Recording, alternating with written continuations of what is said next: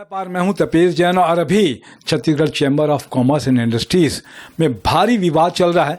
विवाद संविधान संशोधन को लेकर है जो लगाया है पूर्व अध्यक्ष और विधायक श्रीचंद सुंदरानी ने। उन्होंने अभी अमर परवानी का संविधान संशोधन के पीछे जो मंशा है वो उन्होंने कहा कि वो फिर से चुनाव लड़ना चाहते हैं, तो उनकी मंशा ठीक नहीं थी, इसीलिए गैर संवैधानिक ढंग से उन्होंने बदलाव किए हैं। अब सवाल ये भी आ रहा है कि श्रीचंद सुंदरानी जी की क्या मंशा है, ये सवाल भी उठ रहा है, क्योंकि अभी आपने कह दिया तो अब ये सवाल उठ रहा है कि आपकी क्या मंशा है जो अभी आप इस तरीके के आरोप लगा रहे हैं। क्या कहेंगे विक्रम भैया? देखिए, निश्चित तौर पर जो माननीय हमारे वरिष्ठ श्रीचंद सुंदरानी जी जो आरोप लगाए वो बेबुनियाद है। आप तथ्यों पे जाओगे तो 27 जनवरी को द्वितीय आम सभा में हम लोगों ने मुख्यमंत्री जी के बुलावा के साथ में 1500 व्यापारी ने उसको पारित किया और 27 अप्रैल को अनुमोदित किया। वो बिल्कुल साफ है, आप पता लगा सकते हैं। और दूसरी बात मैं कहना चाहूंगा कि माननीय श्रीचंद सुंदरानी जी ऐसा क्यों चाह रहे हैं? भाई ओपन कर दिया गया माननीय अमर परवानी जी और हम लोग सब मिलकर, उनको अगर चैम्बर में चुनाव लड़ना है तो आप स्वागत है, चुनाव लड़िए, चाहे कोई भी लड़े, चाहे मैं स्वयं लड़ सकता हूं, मेरे जूनियर्स लड़ सकते हैं, मेरे सीनियर्स लड़ सकते हैं। आदरणीय पूरनलाल अग्रवाल जी भी इस संशोधन को सहयोग किया है और उसमें बताया है कि बिल्कुल नियम के कानून के अनुसार संशोधित किया गया है।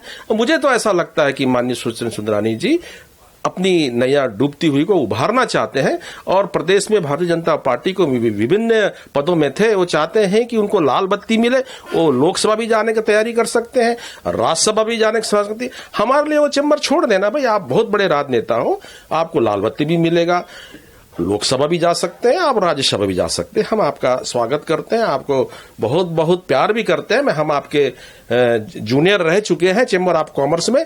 हम तो यही चाहते हैं कि आपका उज्जवल भविष्य हो, आप बहुत आगे बढ़ें। मतलब आप कह रहे हैं कि सुंदरानी जिस तरीके से बातचीत कर रहे हैं, आरोप लगा रहे हैं, उसके पीछे उनकी मंशा अपनी राजनीति जो कि डूब चुकी है उसको उभारने के लिए इस तरीके के हथकंडे कह सकते हैं, अगर मैं दूसरी भाषा में बातचीत करूं, इस तरह के उपाय और इस तरीके के तरीके अपना के वो हाईलाइट होना चाहते हैं। निश्चित तौर पर माननीय सुंदरानी जी एक उनकी जो मैं देख रहा हूं कि समाज में चाहे चैम्बर हो चाहे भारतीय जनता पार्टी में वो उनकी खेल अब समाप्त हो चुकी है और वो इस प्रकार का हथकंडा अपनाकर चैम्बर को, क्योंकि चैम्बर उनकी मात्र संस्था है, हमारी मात्र, इस प्रकार का आरोप प्रत्यारोप नहीं लगाना चाहिए, क्योंकि वो चैम्बर के सीढ़ी चढ़कर ही विधानसभा में गए हैं वो। और इस प्रकार अगर करेंगे तो 12 लाख व्यापारियों को तकलीफ होगा और हम लोग नियम और कानून के तहत इस कानून को संशोधित किया और उसको आप सभी के माध्यम से पूरे प्रेस जगत, इलेक्ट्रॉनिक मीडिया जगत सबको मालूम है, सबके साथ मिलकर अनुमोदन किया है। मैं आप सभी का बहुत बहुत धन्यवाद देता हूं। बहुत अच्छी बात है आपने कहा कि, और वैसे भी लोकतांत्रिक प्रक्रिया में मेरा अपना तो मानना यह है कि सबको चुनाव लड़ने का अधिकार संविधान में व्यवस्था है तो सबको होना चाहिए। आरोप पर प्रत्यारोप अपनी जगह में है, इसका फैसला न तो मैं कर सकता हूं न विक्रम जी कर सकते हैं, इसका फैसला व्यापारी ही करते हैं। उनके विवेक पर छोड़ने के लिए हम लोग बातचीत करते हैं तो सिर्फ पक्ष विपक्ष की बात आपके सामने में रखने के लिए फैसला आप लीजिए। मैं तपेश जैन नरेंद्र ठाकुर के साथ में जय छत्तीसगढ़, जय व्यापार।